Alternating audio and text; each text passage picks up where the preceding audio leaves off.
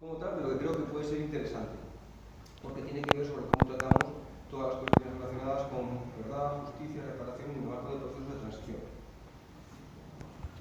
Primero vamos a ver los modelos, antes de poder intentar entender cuál es el modelo colombiano. Y vamos a ver los modelos de la perspectiva de lo que tenemos de los teóricos de la justicia de transición, que vais a ver que es bastante menos de lo que quisiéramos tener en cuanto a desarrollo de este campo. Y la idea es tener un debate después. Yo cuando luego planteo el tema de Colombia, que lo vamos a ver a fondo, la idea es poder tener un... Si podéis acercaros por hacia adelante, mejor, para que podamos ver la presentación. La presentación es en inglés. Yo hice varias presentaciones ahora en Holanda y entonces no tuve tiempo de...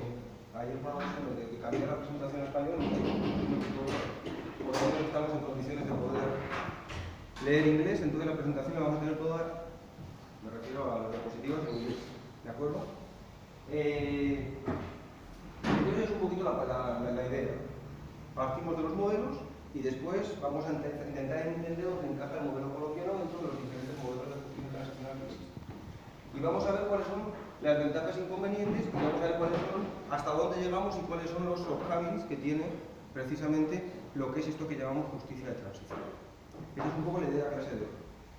Espero que tengamos todos un poco pues un debate, es decir, ahora estéis muy callados, pero bueno, espero que esto sea únicamente una cuestión momentánea, a lo largo del tiempo que vamos a estar hoy, pues podáis participar en el mismo.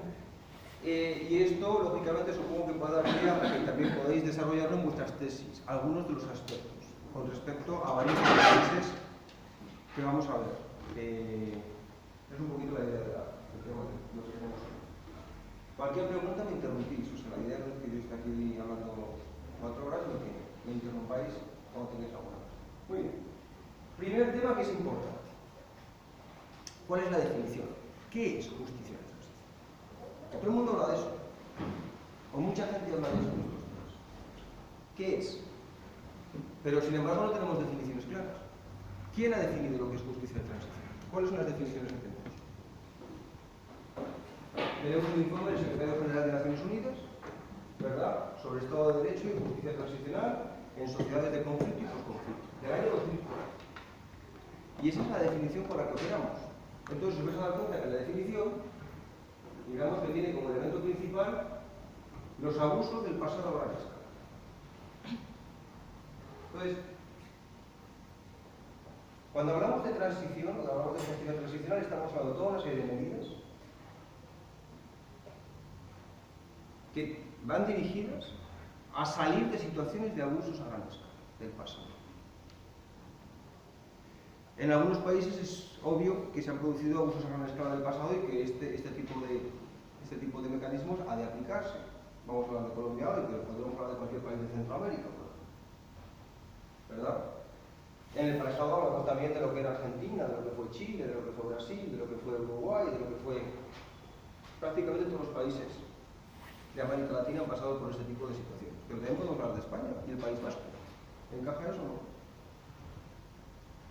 Hemos tenido situaciones de abusos a gran escala,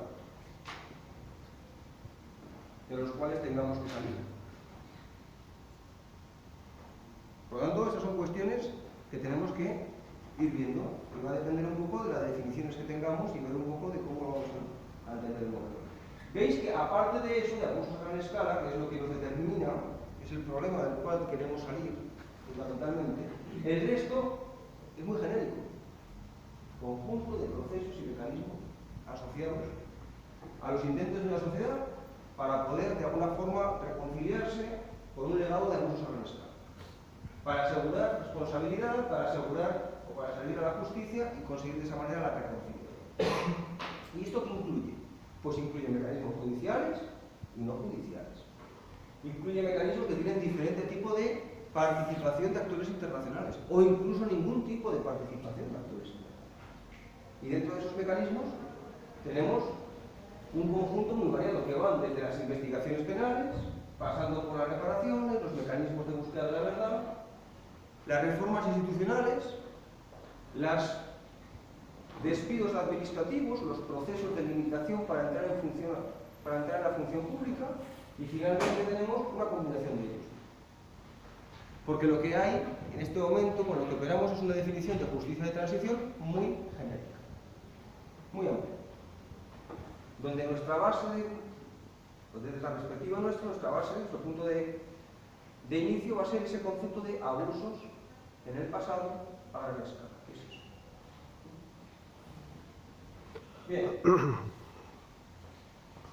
Entonces, como he dicho, va a ser precisamente adelante.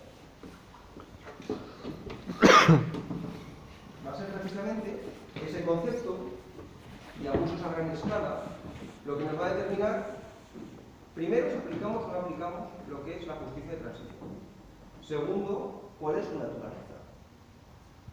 Tercero, ¿verdad?, cuáles son las medidas o cuáles son los objetivos de su aplicación. Y cuarto, cuáles son las medidas más interesantes, las más adecuadas para poder conseguir el objetivo. Por tanto, las medidas, los objetivos, la naturaleza y el si es aplicable o no es aplicable va a depender de qué entendemos por abusos del pasado a gran escala. Bien. Y aquí tenemos nuestro primer problema. ¿Y cuál es nuestro primer problema? Nuestro primer problema es que lo que se entiende por abusos del pasado a gran escala y con ello la naturaleza, objetivos y medidas va a depender de nuestra aproximación política.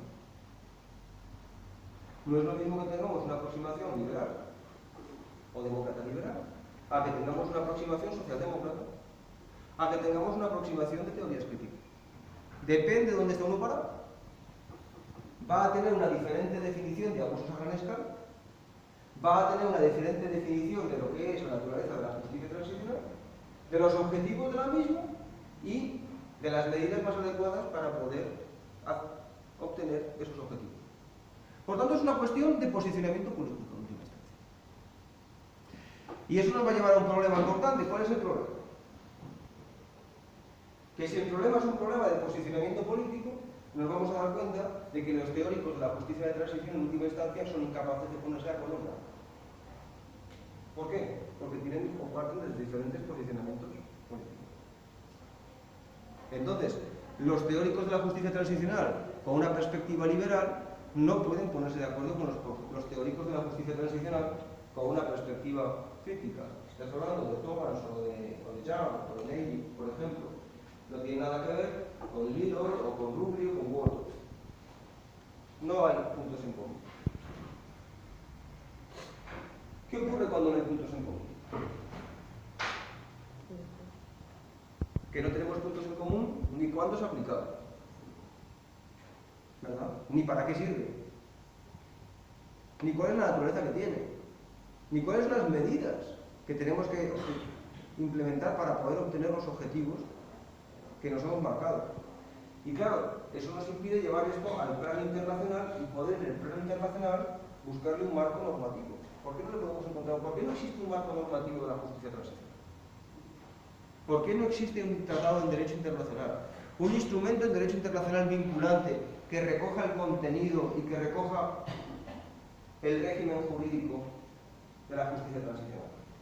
De las medidas para alcanzar ciertos objetivos que nos permitan superar esas situaciones de abusos graves en el pasado.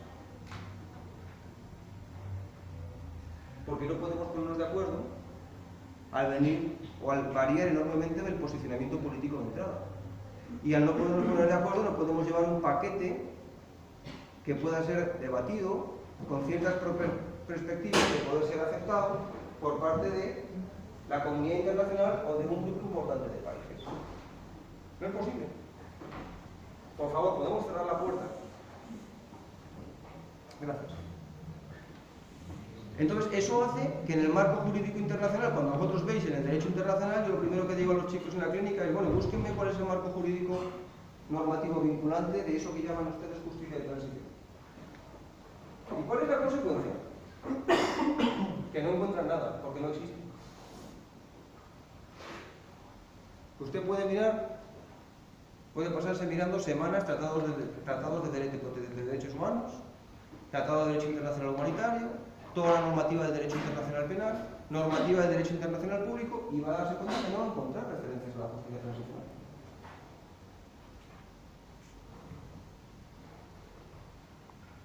Y eso genera un problema, lo vamos a ver después, porque genera el dilema normativo de la justicia transicional. Claro, antes de entrar en el dilema normativo, vamos a entrar en el dilema político. Creo que tenemos que entender el aspecto político antes de podernos embarcar en el aspecto normativo. Esto es importante en la facultad de jurisprudencia, porque yo siempre tenemos que tener en cuenta una cosa. Nosotros tenemos la tendencia a creer que la ley es neutra. La ley no es neutra. La ley protege unos intereses y perjudica a otros. Siempre. Cualquier norma jurídica. Y el contenido de la ley depende de quién lo hace. El contenido de la ley depende de cuáles son las opciones políticas mayormente representadas en un parlamento cuando se aprueba la legislación. O depende de la tendencia política del gobierno de turno cuando estamos hablando de decretos administrativos. Por tanto, eso de que en la facultad de jurisprudencia pensamos que la ley lo que hace es responder de manera neutra a la satisfacción de los intereses generales es un mito. ¿Por qué, por ejemplo, en España se aplicó la ley que favorecía, que permitía los desahucios de personas que no pagaban las hipotecas? Y que una vez que dabas la casa en dación de pago, la legislación existente en el momento de la crisis en el 2008 no te eximía de pagar la deuda. Lo que supuso un problema muy serio para muchos de sus compatriotas, porque ustedes saben que hubo bancos ecuatorianos y bancos colombianos que trataron de comprar esa parte de deuda que no se pagaba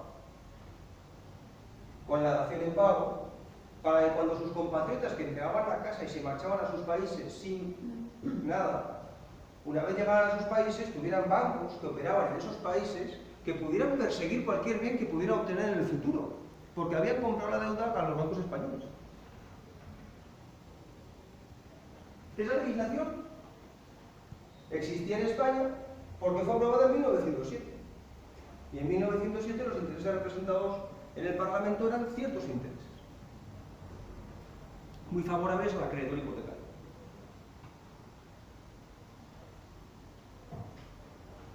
Eso no se modificó en 100 años. Cuando estalla la crisis y comenzamos a aplicar una legislación de 100 años antes, entonces comienzan los problemas. Porque la sensibilidad de la sociedad ha cambiado. Y así pasa con cualquier norma política. La ley no es neutra como la política no es neutra. De hecho, es la política la que hace la ley. Que yo conozca, en los sistemas de representación democrática, pero también en los sistemas autocráticos, es la política, es lo que representa la voluntad popular, y los gobiernos en sus capacidades, utilizando los mecanismos legislativos y los mecanismos de decretos administrativos, determinan el contenido de las normas políticas. Y este satisface intereses, ¿verdad?, que son cercanos a quienes desarrollan esas normas y perjudican los intereses contrarios. No hay ninguna norma que sea neutra.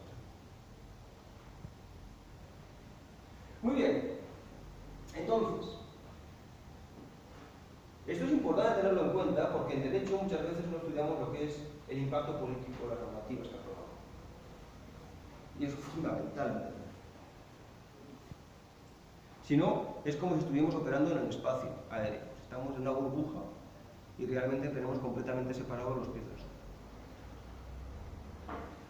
Muy bien. Por eso vamos a ver cuál es el dilema político de la justicia transicional antes de entrar a mirar el dilema normativo. Bien, vamos a ver la perspectiva liberal. ¿Qué nos dice la perspectiva liberal? La perspectiva liberal dice que abusos del pasado a gran escala son solamente abusos de derechos civiles y políticos. Los únicos abusos que existen son los civiles y políticos. Por tanto, tienen que ser abusos a gran escala de derechos de esta naturaleza. Puede ser la libertad de expresión, puede ser la libertad de asociación, ¿verdad? Puede ser casos de tortura, desapariciones forzadas, derecho a afectación del derecho a la vida, pero únicamente son abusos de derechos civiles y políticos los que constituyen los abusos a gran escala relevantes para la justicia de transición y, por tanto, la naturaleza de toda la justicia de transición tiene que dirigirse ¿a qué?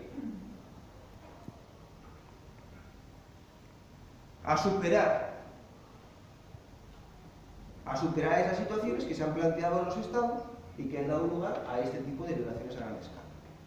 Muy bien. Por lo tanto, de lo que se trata es de abordar serias violaciones de derechos civiles y políticos. De eso se trata. Y para eso, el foco de la justicia transicional va a estar en primer lugar en abandonar sistemas sociopolíticos que por sus propias características y su propia naturaleza no permiten satisfacer los derechos civiles y políticos. Por tanto, hay que abandonar ciertas formas de gobierno, formas autocráticas. Formas no democráticas, fundamentalmente, son aquellos que no permiten satisfacer este tipo de derechos. Y por lo tanto, lo primero, el foco es en superar tanto dictaduras, ya sea de derecha o de izquierda, como sistemas que podrían ser sistemas comunistas, que no tienen su foco precisamente por sus características propias, no permiten esta satisfacción. Además, vamos a establecer sistemas de participación democrática, sistemas formales, de participación democrática. Y vamos a trabajar en lo que es el fortalecimiento de lo que denominamos rule of law, o Estado de Derecho. Y cuando hablamos de rule of law, de Estado de Derecho, vamos a tratar de tener un equilibrio entre la justicia restaurativa y la justicia retributiva. Justicia retributiva son procesos penales, mirando hacia el pasado. Justicia restaurativa van a ser otra serie de mecanismos que van a ir dirigidos a empoderar a las víctimas, es decir, a hacerles recuperar su dignidad, como pueden ser, en algunas ocasiones, pueden ser las comisiones de la verdad, o puede ser el reconocimiento de los daños que han sufrido. Y el nombrar, ¿verdad?, o el construir en su honor plazas o monumentos, etc. Por tanto, un equilibrio entre justicia restaurativa y justicia retributiva dentro de un esquema de Estado de Derecho, donde lo que importa fundamentalmente es el establecimiento de mecanismos de representación democrática y abandonar cualquier otra forma de gobierno. Esa es la perspectiva liberal.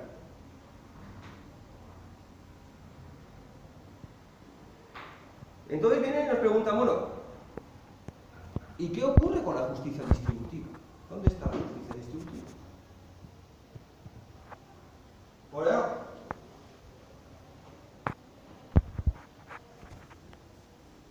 el problema con que nos encontramos es que en aquellas situaciones en las que se producen graves violaciones de derechos humanos, civiles y políticos, hay otras muchas violencias en paralelo.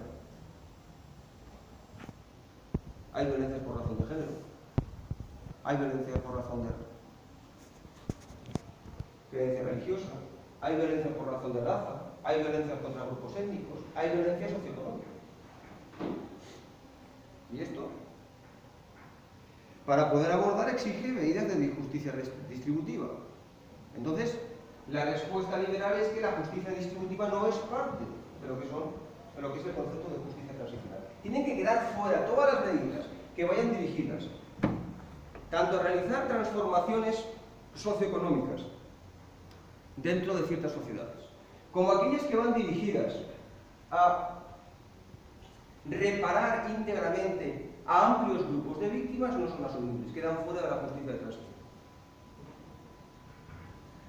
Porque nos va a suponer cambiar la forma en la que estamos organizando socioeconómicamente la sociedad. A nosotros lo que nos interesa es una modificación exclusivamente política, no socioeconómica. ¿Por qué hacemos esto? Entonces hay varias razones. Wolters, por ejemplo, nos dice porque todas estas modificaciones o afectaciones o transformaciones socioeconómicas se van a producir necesariamente a través de la aplicación de los nuevos mecanismos democráticos que vamos a establecer mediante las medidas de justicia transicional. Por lo tanto, no es parte de la misma, pero a través de los mecanismos democráticos establecidos como parte de la justicia transicional, antes o después habrá modificaciones socioeconómicas. Por otra parte, Arthur nos dice que lo que tiene que hacer la justicia transicional es mantenerse dentro del ámbito que le corresponde y que es el ámbito en el que originariamente se desarrolló. Es decir, la reforma institucional para fortalecer los mecanismos de participación democrática y el Estado de Derecho, que se dio fundamentalmente en América Latina en los años 80 y Europa del Este a finales de los 80, principios de los 90, y que no tiene que salir de ahí. Y finalmente tenemos otros autores, bastantes, como Ludwig o McGovern o otros, que nos dice que la justicia transicional es una forma o un elemento más del modelo liberal de peace building. O sea, la justicia transicional tiene un componente ideológico, y es un componente ideológico de una forma de generar el fortalecimiento de la paz, que es la forma liberal. Y que al ser un componente del modelo liberal de peace building, todas las medidas de justicia transicional tienen que ir dirigidas a promover una economía neoliberal, de mercado. Por lo tanto, cualquier medida de justicia redistributiva, cualquier medida de programas de reparación a gran escala de víctimas, van a ser contrarios por su propia naturaleza, igual que las medidas de transformación socioeconómica, a ese modelo de economía neoliberal de mercado, porque la economía neoliberal de mercado exige desregularización y exige limitar al máximo la intervención del Estado. Y a través de estos programas estamos fomentando, promoviendo transformaciones socioeconómicas desde el Estado. Por tanto, esto no sirve. Esta es la aproximación liberal. Y no estoy hablando de hace 40 años, estoy hablando de autores que escriben hace unos poquitos años. Es decir, esta es una de las tres perspectivas de lo que es la justicia transicional. Primer modelo. ¿Tenemos claro? ¿Hasta ahora vamos bien? Bueno, vamos a pasar al segundo modelo. El segundo modelo es la perspectiva socialdemócrata, que es un poco distinto. Porque la perspectiva socialdemócrata va a partir del hecho de que, junto a violaciones graves de derechos civiles y políticos, siempre se van a dar otro tipo de violencias de las que hemos hablado. Fundamentalmente, violaciones graves de derechos sociales, económicos y culturales. Y que de la misma manera que la justicia transicional aborda las violaciones graves de derechos civiles y políticos, de la misma manera, la justicia transicional debería abordar también las violaciones graves de derechos sociales, económicos y culturales. Asimismo, nos vienen a decir los teóricos de la perspectiva socialdemócrata de que no es cierto, de que la experiencia no ha demostrado que la aplicación de mecanismos formales de democracia participativa genere transformaciones socioeconómicas. Nosotros podemos ver nuestro continente, desde Guatemala, pasando por El Salvador, Honduras. Usted ha tenido en todos ellos medidas de justicia transicional. Y sin embargo no ha habido grandes transformaciones socioeconómicas. Tiene mecanismos de implementación de participación democrática y llevan funcionando casi 25 años y no mejoran los problemas de desigualdad que muestran estos países. Podemos irnos a Sudáfrica para salir de nuestro continente. Un ejemplo que se pone como modelo de justicia transicional. Bueno, pues en Sudáfrica nos encontramos con que el 80% de la población de color, que aproximadamente, ¿verdad? Aproximadamente son 3/4 del país, vive con un nivel de ingreso que se encuentra entre la pobreza y la miseria. O sea, con un nivel de ingreso que va entre el 1 y 3 dólares por día. O sea, nos vamos a encontrar que después del que se dice que ha sido el modelo más exitoso de justicia transicional de los últimos 25 años, la gran mayoría de la población a la que iba dirigida precisamente, que tenía que haberse empoderado, beneficiado de ese nuevo contexto y sociedad que se iba a crear a través de la aplicación de los mecanismos de democracia participativa, se encuentra tan vulnerable o más, tan marginalizada o más que cuando estábamos en la era de la apartheid. Los niveles de pobreza en los que vive son similares. Las oportunidades que tienen para el desarrollo de sus capacidades son similares.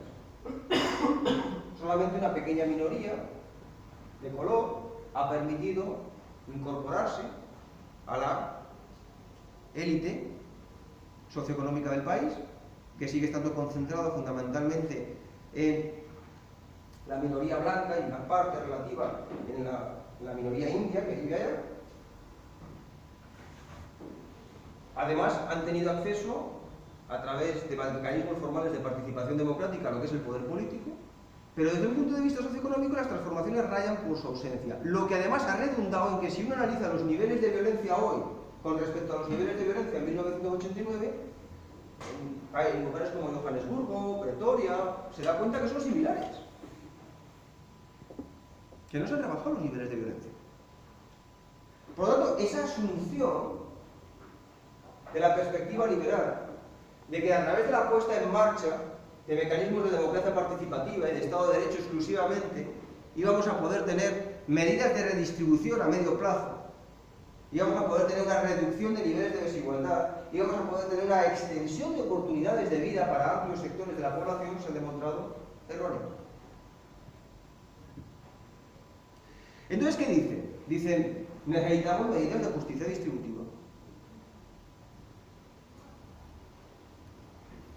Necesitamos medidas de justicia distributiva. Eso dice la posición socialdemócrata. Y entonces, la pregunta es, ¿y cuáles? Medidas de justicia distributiva en el sentido de programas de reparación para amplios grupos de víctimas y programas de transformación socioeconómica.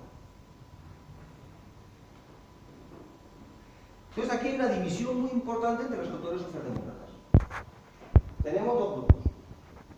Un primer grupo, que puedes encontrarse a Addison, de Grave o de Kotyuki, por ejemplo, va a decir que las medidas de justicia distributiva tienen que ser de alcance limitado. Alcance limitado porque tienen que ser compatibles con un modelo de economía liberal de mercado sostenible. Y por lo tanto, vamos únicamente a poder utilizar para este tipo de situaciones de transición aquellos recursos que un modelo de economía liberal de mercado sostenible ofrezca tanto para las víctimas de graves violaciones de derechos humanos a gran escala, como para pequeñas transformaciones socioeconómicas de cómo funciona el modelo. Pero no podemos ir más allá. No podemos ir más allá porque si vamos más allá, simplemente cualquier medida que trate de exceder este alcance no se va a cumplir en la práctica, no se va a ejecutar. No se va a ejecutar porque la prioridad de todo el sistema está basado en un modelo liberal de mercado, premisa sobre la cual se construye todo lo demás. Por tanto, todo lo que encargue, todo lo que dañe, todo lo que afecte a ese modelo de construir la sociedad sobre la base de este pilar, al final no se va a cumplir. Como no se va a cumplir, va a crear frustración porque ha generado expectativas. Y esa frustración va a hacer que la mayoría de la población pierda su esperanza en la justicia.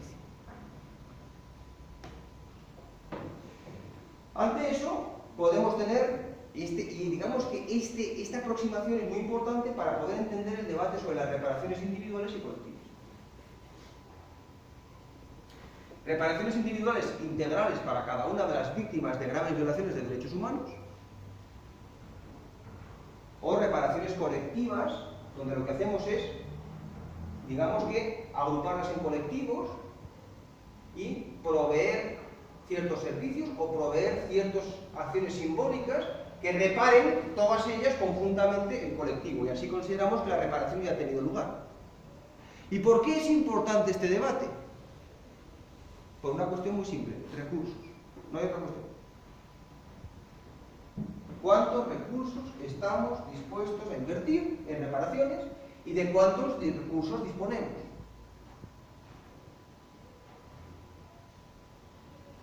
En otras palabras, es mucho más económico dedicarle una plaza, dedicarle un monumento, crear una obra de teatro itinerante por todo el país, que establecer un programa de reparaciones individuales para cada una de las víctimas por los daños sufridos. ¿De acuerdo? ¿Y por qué esto? Y quiero que lo entendamos bien, voy a dedicarle 5 minutos simplemente a cómo obtenemos recursos para la reparación. Mirad, tenemos 4 formas de obtener recursos. Y depende de aquello a lo que estamos dispuestos a acudir para poder decir que tenemos recursos o no para las reparaciones. La primera manera de obtener recursos es la persecución de los bienes de quienes están involucrados en las graves violaciones de derechos. Oficinas dentro de la Fiscalía General de los diferentes estados o oficinas dentro de mecanismos de reparación que se creen al efecto para la investigación, el embargo y la realización de los bienes de aquellas personas que estén involucradas en estas violaciones de derechos humanos que se han producido a gran escala. ¿Cuál es el problema? Que no lo queremos hacer. Nuestras sociedades no están listas para hacerlo.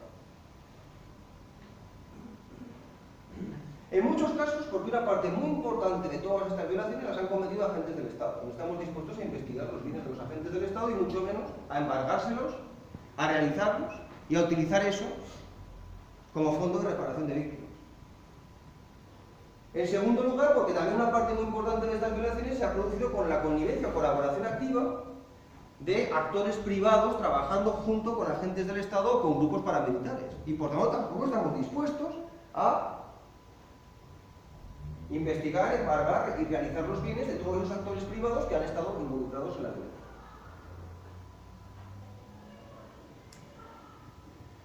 En tercer lugar, porque cuando investigamos y embargamos bienes de quienes han estado, de quienes son miembros de grupos que se oponen al Estado o que han tenido el control social de ciertas regiones, nos podemos encontrar de que una vez que hemos identificado los bienes y los hemos embargado, o intentamos embargarlos, hay terceros testaferros y tenemos todo un sistema jurídico que protege el testaferrado o los terceros de buena fe. Y por lo tanto es muy difícil, una vez identificados los bienes, poder embargar los mismos. Hay que tener en cuenta que para que se produzcan las transferencias de tierra que se producen a través de la coerción, la función de los notarios es fundamental. Y donde hay una función esencial de los notarios, hay también una función muy esencial, normalmente de un sistema jurídico que protege a terceros de buena fe y que se malutiliza para proteger el testaferro. Bien. Y finalmente, porque incluso aun cuando podamos echar mano de estos bienes, nos encontramos con que en muchas ocasiones nadie los quiere comprar en subasta pública. ¿Por qué? Porque cuando los tenedores ilícitos salgan de prisión y vuelvan a recuperar su finca, puede ser amenazado fácilmente. A ver quién quiere, quiénes están dispuestos a comprar bienes que han pertenecido a líderes paramilitares en regiones donde el paramilitarismo ha tenido un importante control de la población, o a líderes de la guerrilla en regiones donde la guerrilla tenía una presencia muy notable. ¿Quién te va a proteger cuando ellos salgan de prisión y vuelvan a recuperar sus propiedades? Bueno, entonces por esta razón, múltiples razones, no queremos investigar, embargar y realizar los bienes de los responsables de las graves violaciones de los derechos humanos, que son muchos. Sí, adelante. Otra de las razones no puede ser también que cuando se van a hacer acuerdos, por ejemplo el que se iba a hacer en Colombia entre la guerrilla y el gobierno, pues precisamente los grupos que están al margen de la ley, independientemente de qué país sea, no van a estar interesados en entregar.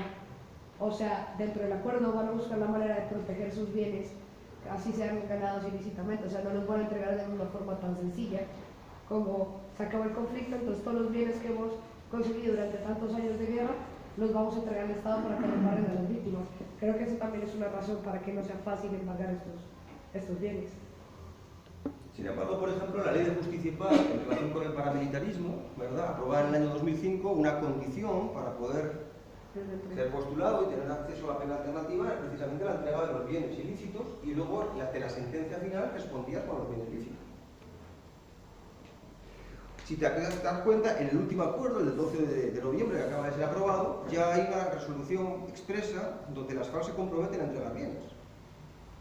Y de todos aquellos que vayan a esconder esos bienes, siendo miembros de las FARC, si se les descubre escondiendo los bienes, perderían la pena alternativa. El problema no es que esté en papel, el problema es que eso hay que ejecutarlo.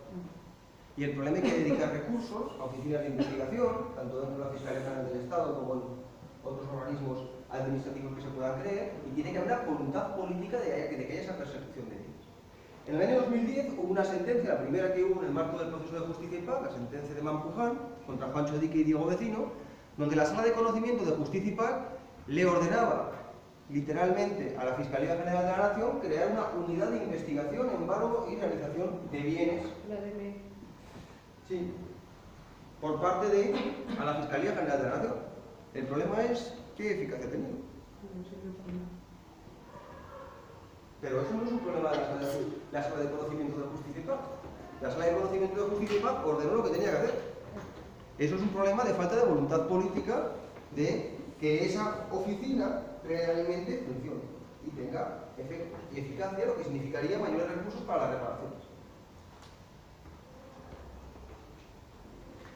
En fin, esa es una de las vías. ¿Qué ocurre cuando no tenemos recursos por esta vía?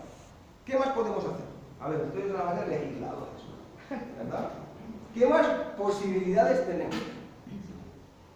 Hay muchas posibilidades, hay varias. Por ejemplo, otra posibilidad es que podemos eliminar una parte de las exenciones que tienen las empresas nacionales e internacionales que hayan mantenido vínculos con actores armados o con graves violaciones de derechos humanos en el país. Sabéis que casi todas las compañías entran en el país con importantes exenciones. Las zonas francas simplemente la exención es completa. Entonces, la cuestión está en que una de las formas en que se podría conseguir recursos es eliminando parcialmente estas exenciones, no completamente, pero limitando las exenciones. De manera que tendría que contribuir de esta manera a un fondo de reparación de víctimas, sobre todo cuando han sido empresas que están ciertamente vinculadas con graves violaciones de derechos humanos. Y no solamente hablamos de lo que se dice, hablamos de que tenemos las contabilidades de los grupos armados al margen de la ley. Es la contabilidad de dónde entraba cada mes y de quién lo mandaba. Eso se recupera en el proceso de justicia y paz, por ejemplo, en relación con los grupos paramilitares. Entonces, esa es otra posibilidad. Una reforma administrativa, una reforma fiscal que limite las exenciones. Pero tampoco se quiere adoptar esa medida. Entonces, ¿qué otras medidas tenemos? Podemos también adoptar medidas impositivas consistentes, por ejemplo, en un incremento de 1 punto o de 2 puntos del IRPF, es decir, de la declaración de la renta, para bien todos los que hacen la declaración o bien los que se encuentran en un cierto nivel de ingresos, de manera que contribuyan. Claro, esto significa que las reparaciones a las víctimas las pagamos todos, aquellos que tienen que contribuir. Adicionalmente, si establecemos un punto adicional de IRPF, o las empresas vinculadas, si lo que hacemos es eliminar las exenciones, parcialmente. Pero tampoco lo queremos hacer. De hecho, la reforma fiscal que se está discutiendo ahora en Colombia no se está hablando de esto. Entonces, si no queremos tener recursos a través de medidas fiscales, si no queremos tener recursos, medidas fiscales del IRPF, si no queremos tener recursos para el fondo de víctimas a través de limitación de las exenciones de las compañías vinculadas con la violencia, si no queremos perseguir los bienes de aquellos que son responsables de las graves violaciones de derechos humanos, ¿qué otras opciones tenemos?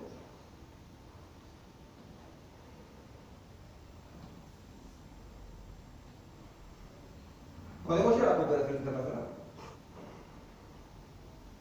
y pedirle a la cooperación internacional que cree un fondo como el fondo que acaban de crear en Perú, ¿verdad?, que va a ser manejado desde Nueva York, donde haya donaciones para poder utilizar en programas que haya que implementar como consecuencia de la aprobación del acuerdo de paz. ¿Qué ocurre con estas donaciones? Primero, estas donaciones nunca van a reparaciones directas de las víctimas colombianas. Estas donaciones jamás son para colombianos. Estas donaciones se utilizan para programas muy específicos, como por ejemplo para la identificación, o por ejemplo un proyecto de toma de pruebas de ADN entre los familiares de los desaparecidos, para poder chequear a través de programas digitales, ¿verdad?, estas pruebas de ADN con los restos que encontremos en las fosas comunes. O para programas de rehabilitación o para programas de formación, pero en todos estos programas recordad que fundamentalmente la parte más importante del monto que tengamos va a ser para infraestructura y para pago de salarios del personal que se ha contratado, que generalmente corresponde a aquellos países que dan las donaciones. O sea, que es una forma de generar autoempleo. Que una parte, pequeña parte, llega a partners en el terreno de organizaciones que trabajan con estas organizaciones internacionales. Y que cuando uno se pone a mirar lo que efectivamente termina beneficiando a las víctimas del conflicto, las estimaciones que tenemos es que es alrededor del 15% del monto global. Por tanto, la comunidad internacional no está dispuesta a hacer grandes esfuerzos de financiación. Y en segundo lugar, lo que la comunidad internacional pone es financiar programas donde en el fondo los recursos se van a quedar en infraestructuras y pago de salarios a nacionales propios o a partners en el terreno. No quiere decir que sean totalmente inadecuados estos programas. Quiere decir que el porcentaje de lo que llega a las víctimas es muy poco.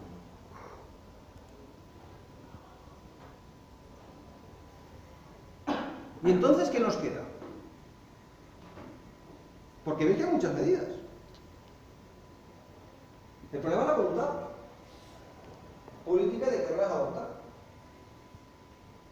Entonces, ¿qué nos queda si no adoptamos ninguna de estas? O si las que adoptamos son muy limitadas.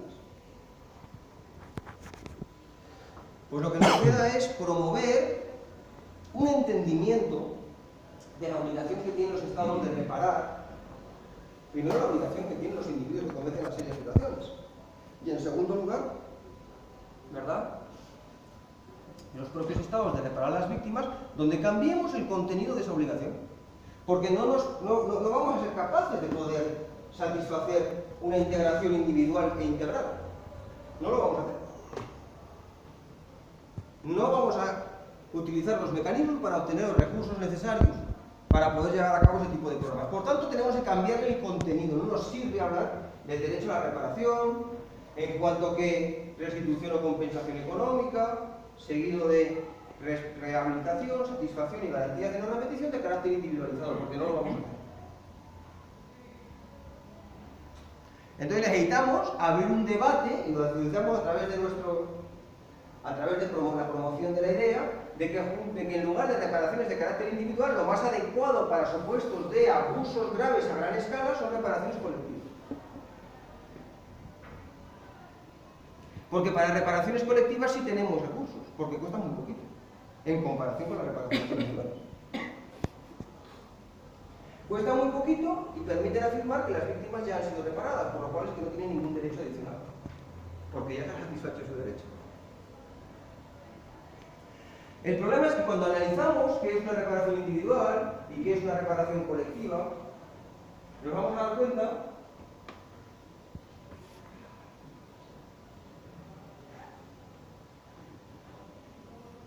que tanto las reparaciones individuales como las colectivas tienen su ámbito de aplicación y que no son necesariamente encontradas, sino que son complementarias.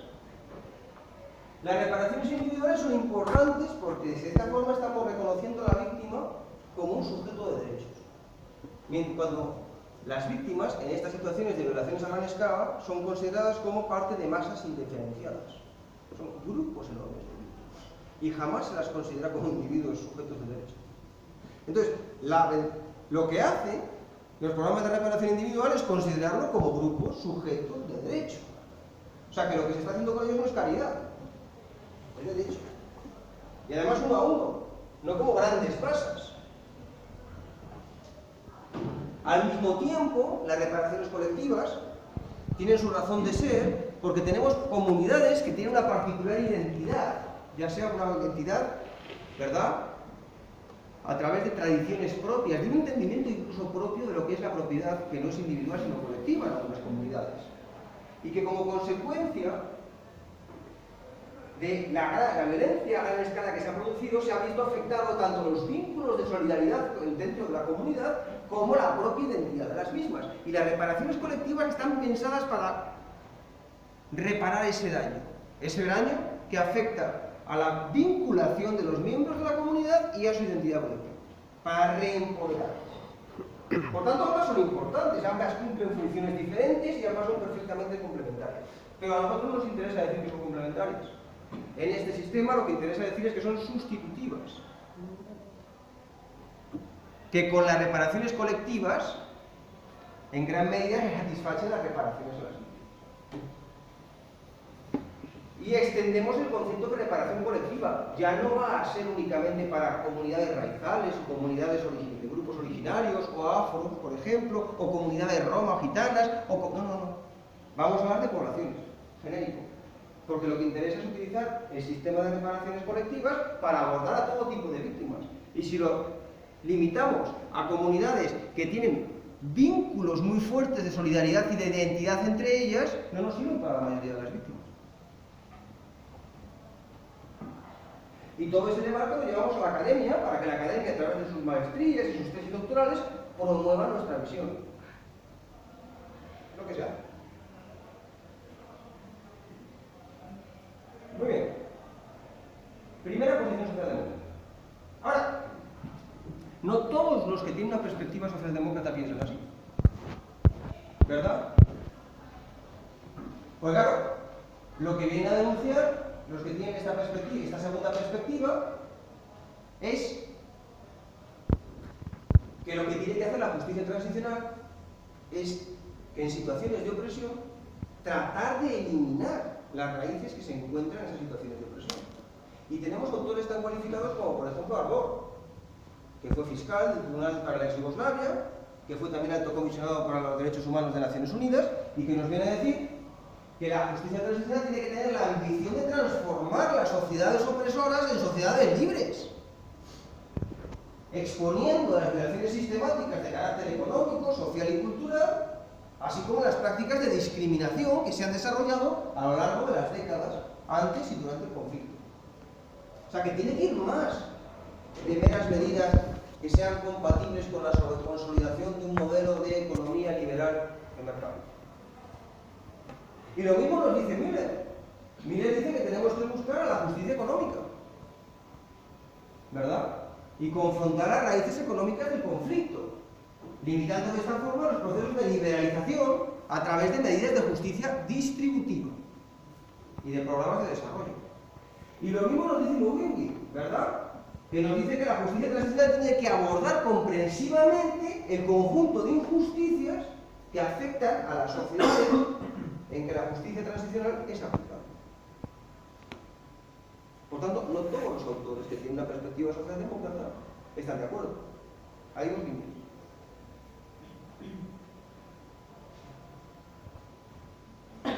Vamos a pasar a la tercera visión.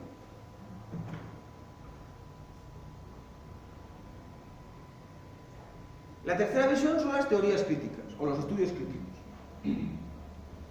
No estamos muy acostumbrados a ellos. En algunos países. En otros, ¿verdad? Tenemos escuelas de teorías críticas desde hace mucho tiempo. Por ejemplo, podemos encontrar escuelas de teorías críticas en todo lo que es la filosofía latinoamericana de los años 60 y 70, que toma su raíz de la escuela de Frankfurt, Adorno, Horkheimer, Marcuse. Son algunos de los ejemplos. Rosenborn, por solo decir algunos. Y podemos incluir, llegar incluso hasta el siglo XIX y ver, por ejemplo, ¿verdad?, al poeta nacional francés, Mallarmé, que lo que nos viene a decir es que con un poema no se come. Un poema no saca de la pobreza. Ese es el poeta nacional francés del siglo XIX, que escribió a mitad de siglo, cuando se estaban produciendo las revoluciones obreras en todo el continente europeo en los 1840. Claro, entonces, ¿cuál es el problema que plantean los teóricos de la justicia, de las teorías críticas? Los teóricos de las teorías críticas nos dicen, señores, en los lugares en que se producen violaciones graves y sistemáticas de derechos humanos a gran escala hay un problema de injusticia estructural o violencia estructural. No es un problema de abusos de derechos civiles y políticos, ni tan siquiera se limita a un problema de abusos a gran escala de derechos sociales, económicos, culturales, sino que es un problema de violencia o abuso estructural, que se da en muchos ámbitos. Por ejemplo, violencia estructural de género, la mujer como la gran perdedora, ¿verdad?, de la forma en que se ha organizado la sociedad humana en los últimos milenios. Y sigue siendo hoy la gran perdedora. Voy a poner un ejemplo para que lo entendamos. Cuando tú miras el conflicto en Perú, entre Sendero Luminoso y el Estado peruano, y tú miras la zona de Huanta, que está justamente encima de Ayacucho, y empiezas a hablar con las comunidades que viven en esa zona, campesinas de esa zona, que son las que crearon las rondas campesinas, las que se organizaron para de alguna forma enfrentar a los mochileros que venían, que eran los miembros de Sendero Luminoso, pero que también tuvieron una relación muy conflictual, por llamarlo así, o tensa con las Fuerzas Armadas peruanas. Entonces, en esos lugares, tú vas a hacer una investigación de campo hoy, y los líderes de las comunidades no son mujeres, son hombres. Y los líderes de las comunidades, además, lo dice Tyser, tiene un excelente libro del año 2003, ¿verdad? Lo que hace fundamentalmente es ponerse de acuerdo para que los que venimos de fuera no hablemos con mujeres. Nosotros vamos a tener el testimonio de hombres. Y los hombres nos van a dar su visión de lo que ocurrió durante el conflicto en los años 80 y principios de los 90 en esa zona. Y de cuál fue el papel heroico que ellos jugaron formando las rondas campesinas y siendo capaz de desplazar o de enfrentarse a Sendero Luminoso al mismo tiempo que de mantener a una cierta distancia las Fuerzas Armadas peruanas. Era toda la retórica heroica de las comunidades campesinas que llegan allí. Pero ¿qué ocurre cuando empiezas a hablar con las mujeres de esas mismas comunidades? Que te cuentan algo muy diferente. Porque allí no fueron los hombres, fueron las mujeres. En el caos que reinaba en esas comunidades rurales, las que trataron de mantener un poco de orden, las que corrieron a la montaña y se refugiaron en cuevas para poder salvar a sus niños, las que entregaban sus cuerpos para que estos héroes, que hablan ahora, son grandes héroes, pudieran seguir viviendo en caso de ser capturados, eran las mujeres. O sea, las heroínas de la historia parece que tenían género femenino y no tanto masculino. Pero bueno, después del conflicto, la violencia estructural de género se tiene que mantener. Y socialmente hablando no ha cambiado un ápice la forma en que se estructuran esas sociedades. Socialmente hablando, el liderazgo es masculino. Y por tanto la narrativa es la de un héroe hombre. La voz de la mujer, el papel fundamental que tuvo y cómo salvó tanto a su pareja como a su niño y mantuvo un poco de orden dentro del caos, está completamente lejano. Entonces, ¿qué medidas tomas para eliminar esa violencia estructural de género? Pero igual que tenemos una violencia estructural de género, tenemos una violencia estructural por razones étnicas. Y tenemos una violencia estructural de raza, que es la más pronunciada de todo el continente de América Latina.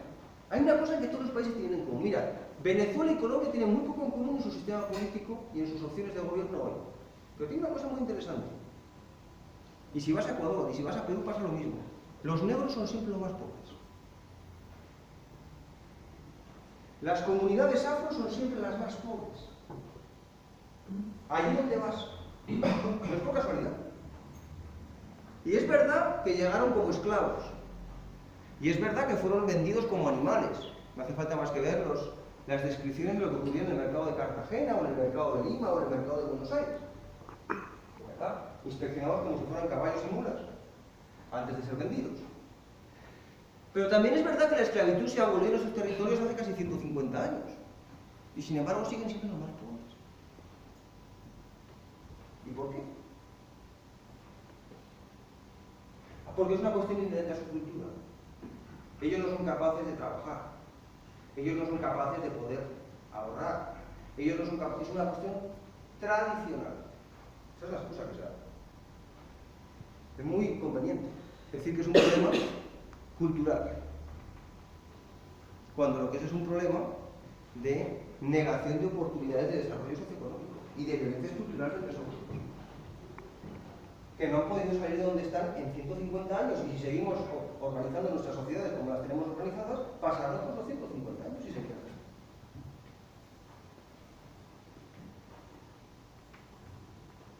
Muy bien, pero tenemos más violencia estructural. Tenemos violencia estructural frente a la población LGBTI.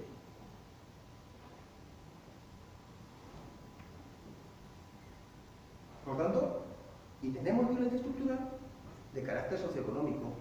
Bueno, una cosa que es muy interesante y que en España no lo conocen. En España dan las cifras de desempleo.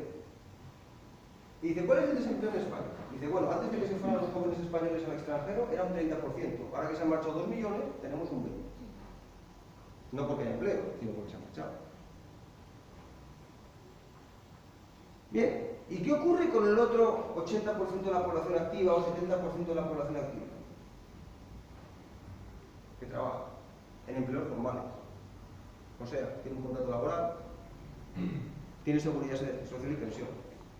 Si yo aplico esto a Colombia, el nivel de desempleo en Colombia es un 60 y pico por ciento. Si yo aplico el mismo estándar a Perú, es un 75%. Si yo aplico el mismo estándar a México, es un 55% de desempleo. Cerca del 60%. Y si yo le aplico esto a Honduras, es un 89% de desempleo.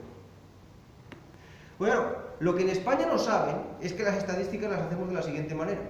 Como es escandaloso el nivel de desempleo frente al trabajo formalizado en todas estas sociedades, ya lo es en la nuestra, acá. Para que parezca más dulce, dentro del nivel de empleo metemos el trabajo informal, que es el trabajo donde no hay contrato, donde no hay prestaciones de seguridad social, donde no hay derecho a pensión. Y eso se considera trabajo a efectos de las estadísticas que se dan sobre empleo y desempleo. Aquí se considera que economía informal, desde aquí se considera economía sumergida o mercado negro. Y en ningún lugar se entiende como que es parte de las estadísticas de empleo. Por tanto, cuando tú incluyes la economía sumergida, el mercado negro, dentro de tus estadísticas de trabajo, entonces te sale que el nivel de desempleo en Colombia es el 9%. Que en Perú casi no hay desempleo. Cuando el desempleo es de un 75%. Y vamos país tras país, porque eso se hace en todo. Entonces la pregunta es, ¿y entonces cuánto se pensionan en estos países? Cuando llegan a la edad de pensionarse, ¿qué porcentaje de la población se pensiona? Hoy hicieron una estadística muy interesante también con respecto a España. Hoy ya han convencido a los jóvenes españoles que no se van a pensionar. Por tanto, ya estamos en el paso anterior a eliminar las pensiones. ¿Verdad? Hicieron una estadística y el grupo de población que está entre los 20 y 35 años, solamente hay un 40% que cree que se va a pensionar en este país. El resto piensa que va a trabajar hasta que muera. ¿Verdad? Mientras que si miras el sector de población que está entre los 50 y 65 años, el 80% piensa que se va a pensionar. ¿Qué quiere decir eso? Que ya hay un 60% de españoles que tienen entre 20 y 35 años que están viendo, que entienden, que piensan, que creen que no van a tener posibilidad de pensionarse. Cuando tú tienes una opinión tan extendida en ese sentido y adoptas la medida, no es tan grave, porque va con la tendencia general. Lógicamente, en los países de América Latina, pues ustedes se pueden dar cuenta que el porcentaje de pensión se encuentra entre el 18 y el 22%. O sea, el 80% de la gente se muere trabajando. En el comercio informal, es decir, vendiendo una frutica, vendiendo un minuto, vendiendo lo que sea. Así vive la gente. ¿Es eso violencia estructural socioeconómica o no?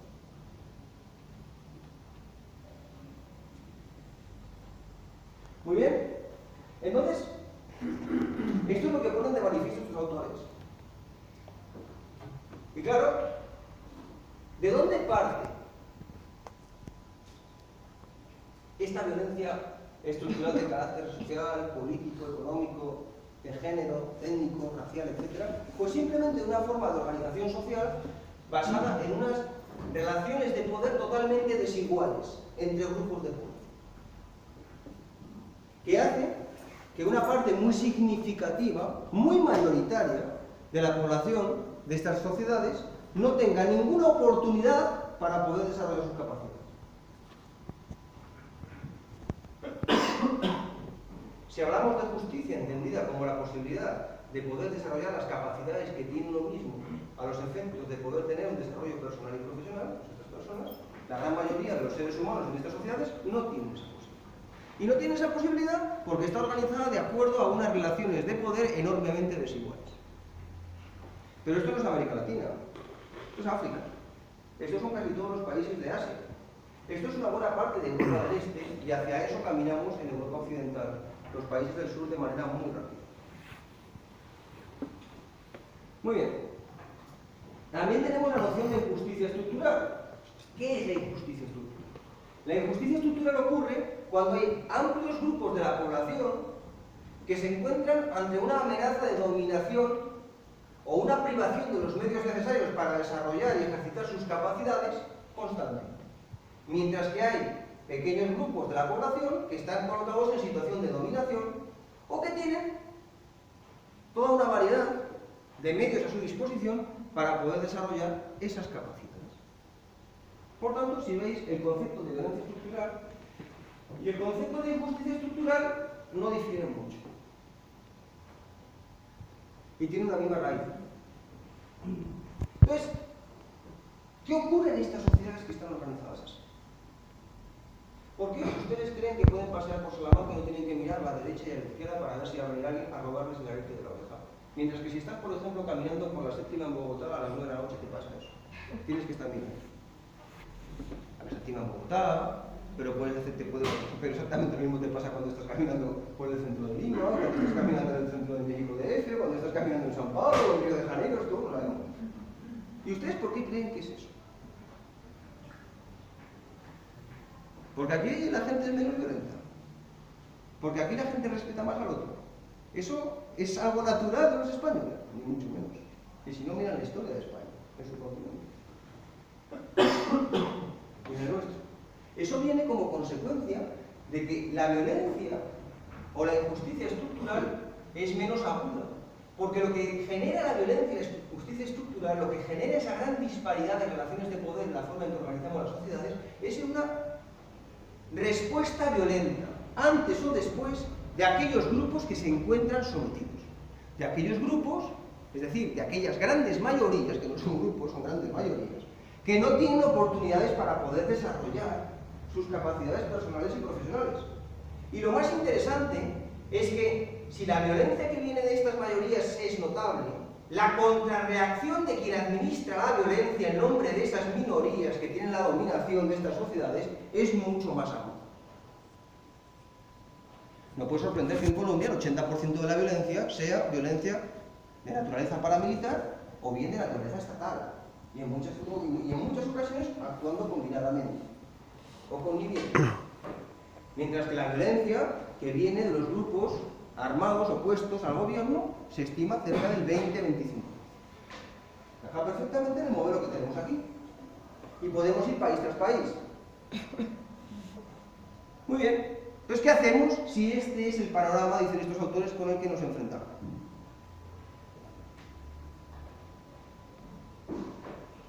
Bueno, pues lo que vienen a decir estos autores es que lo que hacen los teóricos de las perspectivas liberales y socialdemócratas de la justicia transicional es un puro maquillaje, pura superficialidad, que no aborda nunca los problemas, las raíces de la violencia en las respectivas sociedades y que, por lo tanto, si bien podemos esperar que podamos llamar a una situación, lo dejamos de llamarla conflicto armado formalmente, los niveles de violencia en la sociedad se van a mantener si no intervienen.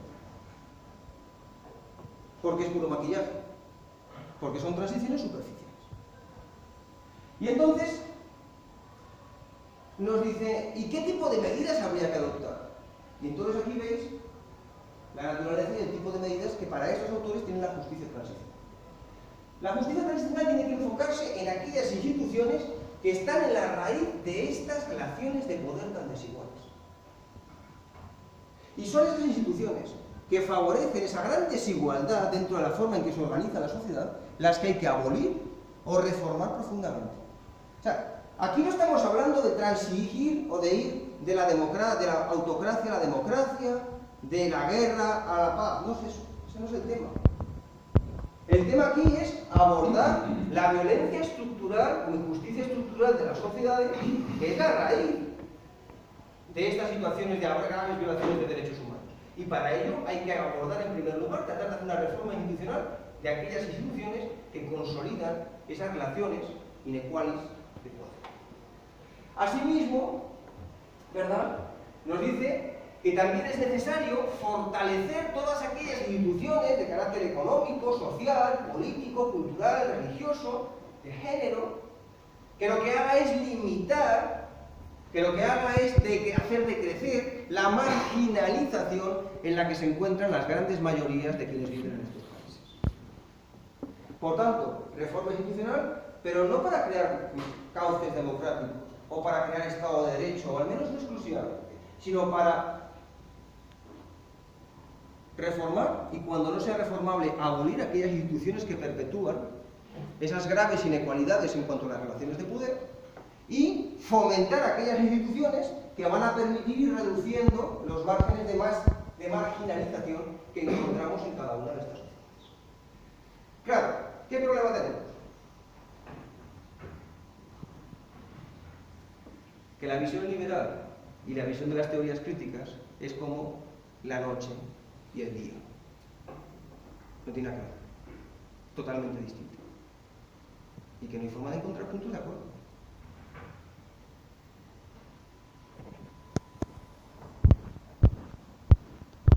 Si ya es difícil encontrar puntos de acuerdo, ¿verdad?, en alguno de los elementos que manejan la teoría capitalista keynesiana y la teoría capitalista de la Escuela de Chicago, y ambos son teorías capitalistas, y es casi imposible encontrar ningún punto de acuerdo. Imagínense cuando lo que estamos hablando aquí es de poder encontrar puntos de acuerdo entre aproximaciones a la justicia transicional tan dispares como la perspectiva liberal y la perspectiva de las teorías críticas. Y eso tiene normativamente un impacto. ¿Y por qué tiene normativamente un impacto? Porque lo que nos hemos encontrado es que, como consecuencia de esa falta de unanimidad, de puntos de consenso, incluso desde la propia definición del problema, porque todo parte de la definición del problema, y a partir de ahí, de la naturaleza, objetivos y medidas idóneas para abordarlo, no hemos podido poner encima de la mesa en una conferencia internacional un régimen jurídico de la justicia transicional. Es imposible. Y por tanto no existe. No hay. Por tanto, si queréis ver un soporte normativo de la justicia transicional, vais a tener que daros cuenta que tenéis que ir a la definición del Secretario General de Naciones Unidas del 2004 y tenéis que ir a los principios de Belfast del año 2013 que fueron aprobados por un grupo de profesores. O sea, a lo sumo, no lo que aprueban los profesores, pero lo que aprueba el Secretario General de Naciones Unidas, lo podemos llamar soft law, o sea, derecho no vinculante. Eso lo teníamos en casa, ¿verdad? Derecho no vinculante. Pero bueno, lo podemos llamar normas no vinculantes. ¿Y cuál es el problema que nos encontramos? Con que a la hora de abordar estas situaciones de derechos humanos a gran escala, violaciones de derechos humanos a gran escala, las medidas que exigen los grupos involucrados son medidas que están dirigidas a alterar el régimen jurídico de campos del derecho tan bien establecidos a lo largo del tiempo como puede ser la obligación de los Estados de investigar, enjuiciar y sancionar las graves violaciones de derechos humanos, que forman parte no solamente del derecho internacional de los derechos humanos, sino también del derecho internacional penal, y cuando son constitutivas de genocidio, crímenes de lesa humanidad y crímenes de guerra, son parte del jus cogens internacional.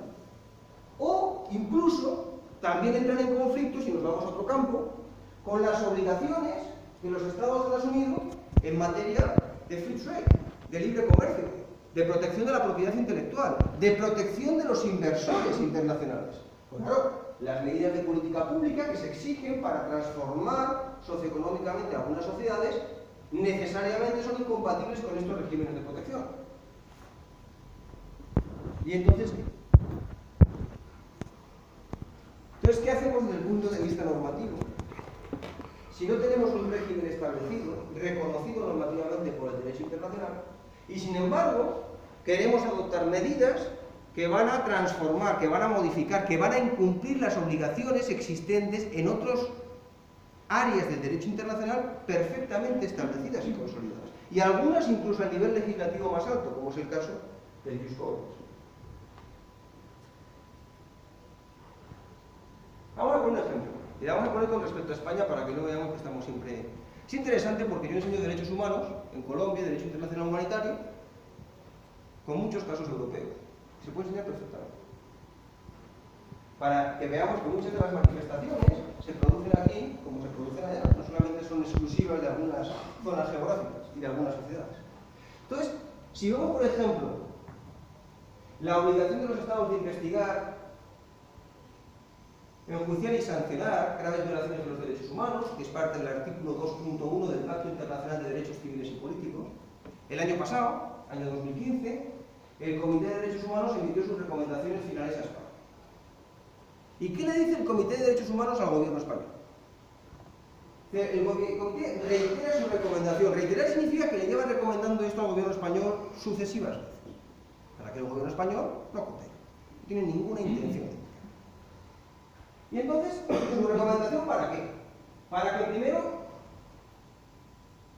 anule su ley de amnistía de 1977, o por lo menos la amende, la modifique, para traerla, para hacerla compatible con las obligaciones que tiene España, de acuerdo al Pacto Internacional de Derechos Civiles y Políticos. En segundo lugar, le recomienda al Estado que debería promover activamente investigaciones en todas aquellas violaciones de derechos humanos del pasado. Y en particular, debería asegurarse que como resultado de estas investigaciones, los autores sean identificados, sean enjuiciados y sean castigados de una manera que sea proporcional a la gravedad de los crímenes. Y además, que permita o que suponga una reparación a las víctimas. Esto lo dice el Comité de Derechos Humanos el año pasado, pero se lo ha dicho muchas otras veces. Claro, lo que no se dice en España, por ejemplo, es que mi ciudad, en Logroño, ¿verdad?, es la ciudad de Europa con mayor número de desaparecidos por cada 100.000 habitantes y que es una de las ciudades del mundo que tiene mayor número de desaparecidos hoy por cada 100.000 habitantes. En Logroño hay 643 desaparecidos por cada 100.000 habitantes hoy, de acuerdo a la demanda que se interpuso en el año 2008 ante la Audiencia Nacional y de acuerdo a los datos que da el Comité de Derechos Humanos. En Colombia la media, de acuerdo, hasta el mes pasado, era de 81 desaparecidos por cada 100.000 habitantes. Claro, ahora tenemos un número de desaparecidos que ha incrementado de 30.000 a 60.000. Si son 60.000 ya no son 81, ya son 160. Pero hay una diferencia entre 160 desaparecidos por cada 100.000 habitantes y 643. O sea, La Rioja tiene 4 veces más.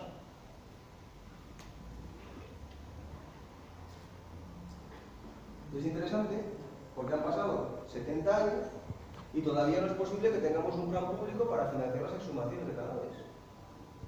No hay un programa público, no existe una financiación pública, tienen que ser las propias familias quienes se asocien y traten de buscar los recursos para poder solicitar la exhumación de los cadáveres, algo inaudito. 70 años después.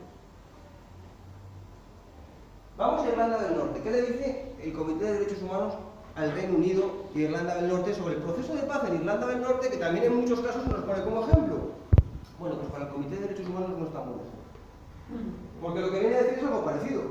Entre otras cosas, lo que le recomienda es, de manera urgente, que haya investigaciones efectivas, rápidas, imparciales e independientes, incluidas aquellas propuestas en el Stonehouse Agreement, y que se conduzcan con plena transparencia y credibilidad, de manera que se conocer las circunstancias que rodearon los eventos en Irlanda del Norte, con la misión o con la finalidad de identificar, enjuiciar y castigar a los violadores o a los perpetradores de violaciones de derechos humanos y en particular del derecho a la vida, así como de proveer adecuadas reparaciones a las víctimas.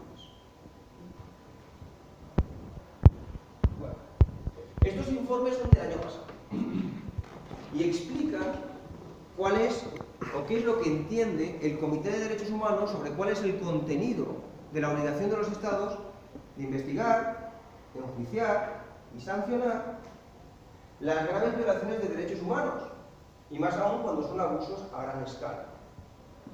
Además, también habla del principio de proporcionalidad entre el delito y la pena. Establece que son obligaciones asumidas por los Estados como parte del Covenant y que son de obligatorio cumplimiento. Y al no tener un régimen jurídico de justicia transicional que sea reconocido por el derecho internacional, esta obligación no se ve limitada porque tengamos una situación de violaciones a gran escala o de violaciones sistemáticas. Porque esa circunstancia no aparece reconocida entre los criterios normativos que pudieran eventualmente limitar de alguna manera estas obligaciones del Estado. Este es el problema o el dilema que nos encontramos desde la perspectiva normativa. Claro, el problema más serio, porque cuando vamos al Estatuto de Roma, a la Corte Penal Internacional, nos vamos a encontrar con que el preámbulo y el artículo 21 son más claros imposibles, lo podemos leer. En primer lugar, lo que habla el Estatuto es de los crímenes más graves de preocupación para la comunidad internacional en su conjunto, no deben ser no castigados, no pueden quedar impunes. Es el primer elemento. Sino que lo que tiene que haber es una efectiva enjuiciamiento y asegurarse este enjuiciamiento a través de medidas a nivel nacional e internacional. Segundo, que la determinación de los Estados partes es poner precisamente final a la impunidad de los autores de estos delitos y por lo tanto contribuir a su prevención. En tercer lugar, que el deber de cada Estado, el de cada Estado parte, es ejercitar su jurisdicción penal sobre los responsables de estos delitos. En cuarto lugar, ¿verdad?, que la Corte Penal Internacional va a ser complementaria a las jurisdicciones nacionales. Por tanto, la obligación primaria es de los Estados. Y si la obligación primaria de los Estados no es ejecutada, entonces es la obligación de la Corte Penal Internacional la de llevar a cabo las investigaciones, enjuiciamientos y sanciones. Pero lo que es más importante, vamos al artículo 21.3, que es el sistema de fuentes, y el artículo 21.3 nos va a explicar que las obligaciones que los Estados tienen en el Estatuto se tienen que interpretar de acuerdo a los estándares internacionales de derechos humanos. Muy bien. ¿Y ustedes saben cuáles son los estándares internacionales de derechos humanos aplicables para interpretar el deber de los Estados de investigar, enjuiciar y sancionar las graves violaciones de derechos humanos? Pues los acaban de ver aquí. Ahí lo tienen. Los estándares internacionales son los que establece el Comité de Derechos Humanos. El Comité de Derechos Humanos, que es el órgano de la comunidad internacional, que tiene como misión aplicar el Pacto Internacional de Derechos Civiles y Políticos, que es el de más amplio alcance dentro de todo el sistema de protección universal de derechos humanos. Por tanto, el Comité establece los criterios que la Corte tiene que utilizar para poder interpretar las obligaciones que asumen los Estados de acuerdo al Estatuto de Roma. Bueno. Profesor, una pregunta. Sí. Con el tema de las violaciones de derechos humanos en España, yo en un principio pensé que era una cuestión política, una cuestión del partido político de turno que estén cooperar o no, querer llevar a cabo las investigaciones, pero después uno se da cuenta que ha pasado la izquierda a la derecha, el PSOE, el PP y no ha pasado nada. ¿A qué, en su opinión, a qué se debe que no se quiera investigar los delitos? Sí, y lo interesante es que también han pasado diferentes miembros por el Comité de Derechos Humanos y siguen recomendando a España que lo haga. Una recomendación tras otra. Y son diferentes los miembros del comité. Y siguen diciendo lo mismo. Entonces, ¿a qué se debe este juego?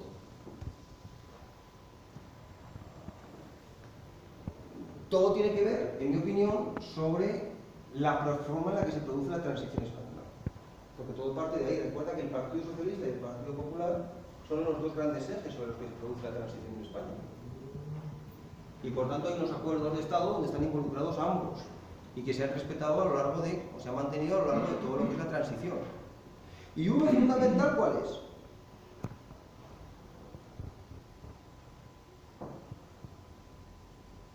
El olvido del pasado. La transición española se fomenta o se lleva a cabo sobre la base del olvido. Y es algo a lo que se comprometen ambos partidos. ¿Por qué el Partido Socialista se compromete a esto? Bueno, habría que preguntárselo a sus dirigentes en ese momento. Pero desde fuera la impresión que uno da es porque la transición española se negocia verticalmente y no horizontalmente. ¿Qué significa negociarla verticalmente? Que el poder negociador está en una de las partes. Y la condición de esa parte en la negociación que va a dar lugar a la transición es que el pasado no se olvida. También yo creo que lo que decía antes, que tanto en un partido como en otro hay actores políticos que están también involucrados y que estuvieron involucrados en muchas cuestiones un poco... Pero por no ejemplo, permiten tampoco la investigación, que no interesa en ese aspecto tampoco. ya ha pasado mucho tiempo, hoy han pasado ya casi 40 años desde que se produce la transición. Entonces digamos que ya individualmente no podemos, además, no solamente individualmente ya esas responsabilidades que igual pudo haber entre dirigentes inmediatamente, que eran dirigentes inmediatamente durante el proceso de transición, pero 40 años después no podemos hablar de esas responsabilidades tan directas. Y la gente se está muriendo, las víctimas están muriéndose. ¿Verdad? Aquellos testigos que podrías tener están apareciendo. Yo creo que va más allá. Yo creo que es una cuestión de una negociación vertical donde la parte que tiene el poder dominante, para poder establecer una nueva sociedad en la que pueda haber un juego democrático, pone a la contraparte y la contraparte acepta que tiene que haber olvido. Lo que pasa es que la comunidad internacional le ha estado siempre repitiendo a España que ese modelo no cumple con los estándares internacionales. Ese modelo no sirve. Y se lo sigue repitiendo continuamente. Y no solamente es el Comité de Derechos Humanos, puedes ir a ver los informes, por ejemplo, del grupo de trabajo del Consejo de Derechos Humanos sobre desapariciones forzadas. Lo mismo.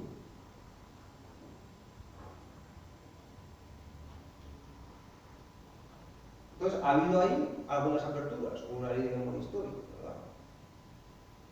Se permitió que si tú realizabas un request y tú financiabas, podría haber una facilitación por parte de las administraciones públicas de las execuciones. Pero son pasos muy pequeñitos y para el comité muy insuficientes en vista de lo que España tenía la obligación de haber realizado en su momento.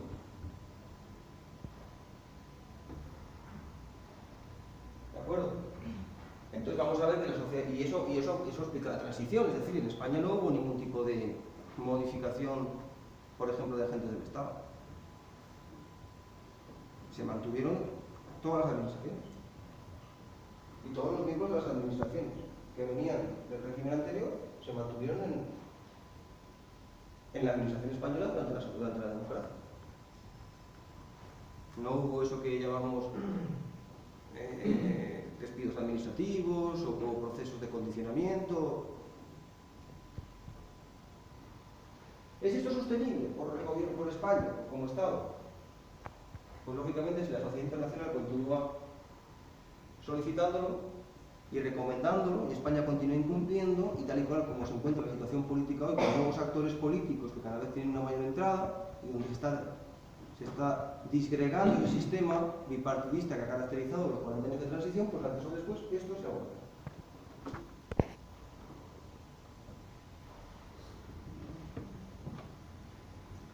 Bueno, yo creo que si os parece, vamos a hacer una última diapositiva y hacemos un break. ¿Vale? Vamos a un café y volvemos ahora sí para hablar ya de cómo encaja el modelo colombiano, porque con todo esto que hemos hablado, ahora ya sí tenéis elementos para poder ver dónde se encaja el modelo, si encajamos en una perspectiva liberal, socialdemócrata, teorías críticas, una mezcla, qué podemos esperar de él, qué no podemos esperar de él. Ahora sí lo podemos analizar. Ahora tenéis herramientas. Porque la mayoría de las conferencias que estamos observando es que no hay ningún tipo de herramienta que te permita realizar un análisis, sino simplemente es a favor o en contra. No. Necesitamos tener herramientas para entender lo que es. ¿De acuerdo? Bueno, también tenemos un problema, y eso tenemos que ser conscientes, desde el punto de vista de lo que es, ya no hay, recordemos, la justicia de transición tenía un dilema normativo y un dilema político. Bien, la aplicación de las obligaciones de los estados de investigar, enjuiciar y sancionar, y en particular lo que es la administración de la justicia penal, tiene un dilema no normativo, porque está bien establecido en lo que es el marco jurídico internacional, sino que tiene un dilema fundamentalmente político. ¿Cuál es el dilema político?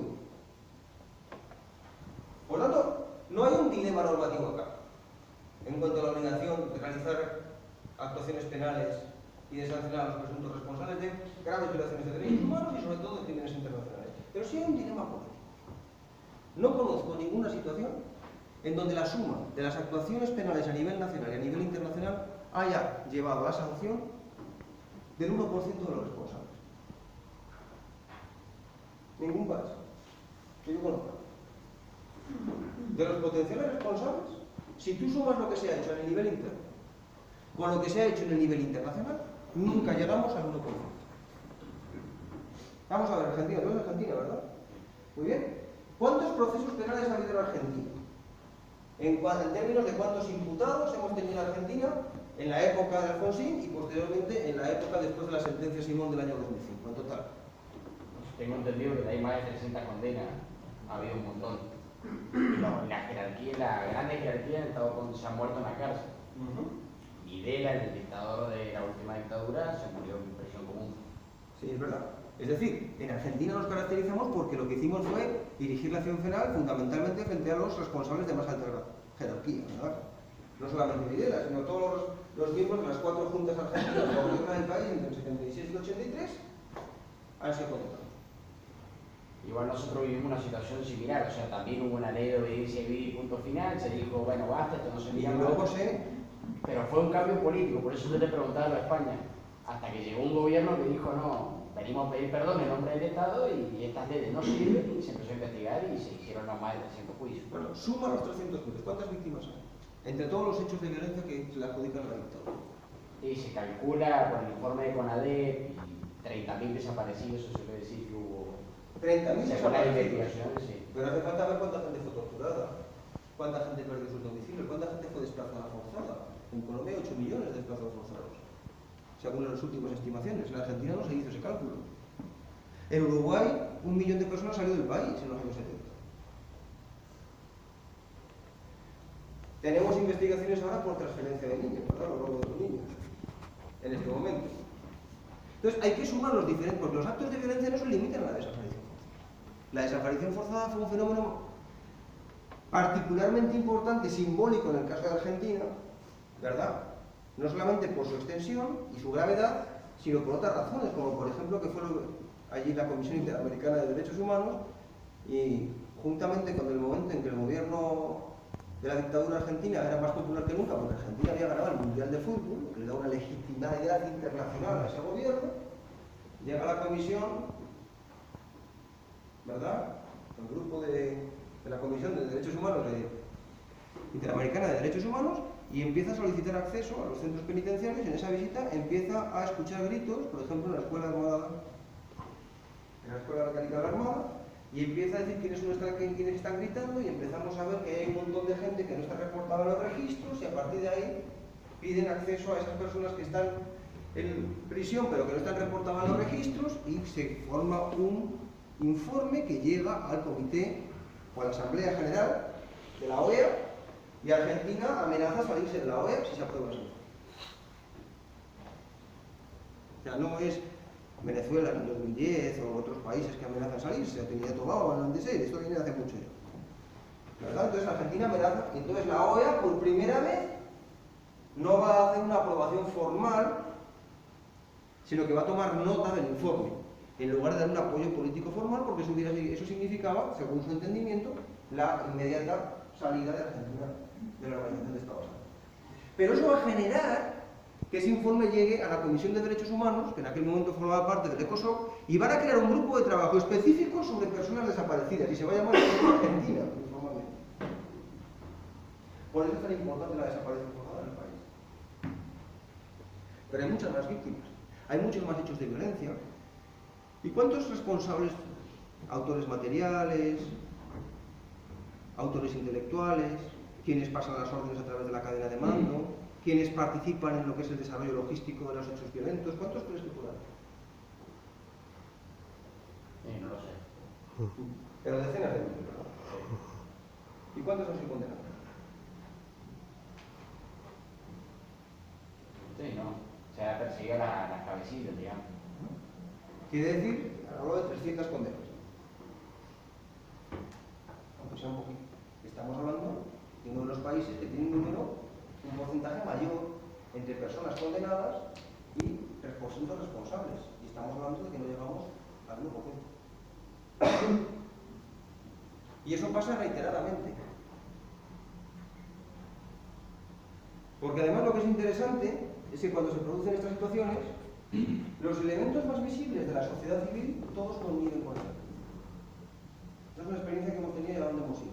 Yo cuando trabajaba en la República Democrática del Congo, cuando estaba ahí donde era parte de la Corte Penal, se veía cuando estábamos trabajando los casos de la antigua Yugoslavia o los casos de Darfur o cuál. Y cuando eso, ¿a qué me estoy refiriendo? Me estoy refiriendo a autoridades civiles de todo tipo. No solamente políticas, prensa, universidades en muchos casos, juzgados. Y sobre todo si son regímenes que se han desarrollado a lo largo del tiempo, es decir, que no han durado un año, 2 o 3, sino que son regímenes que se han perpetuado ahí por varias décadas.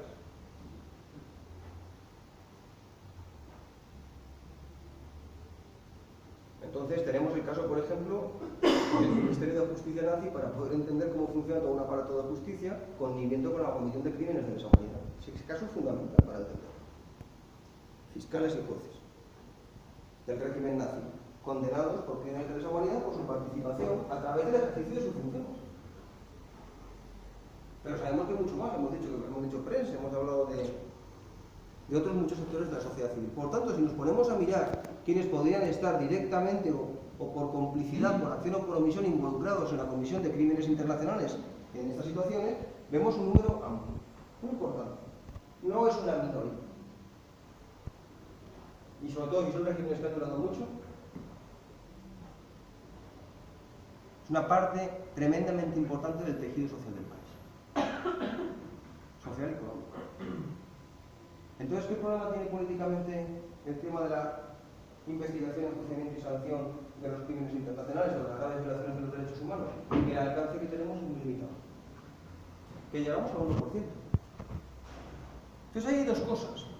Entonces, frente a qué 1% vamos a ejercitar la acción, va a ser puramente arbitraria, es decir, aquel que agarremos, el que caiga, caiga. O vamos a tener que tener algún tipo de política criminal que nos permita ejercitar la acción penal en un sentido u otro. Va a haber criterios, un criterio puede ser el de los máximos responsables, que es un poco por donde fue la cuestión en Argentina, o va a ser simplemente al que agarremos.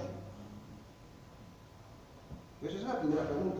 Y si queremos que no sea arbitrario, ¿cuáles van a ser los criterios que vamos a establecer? Y en segundo lugar, esto es mucho más profundo, porque ustedes creen en la justicia.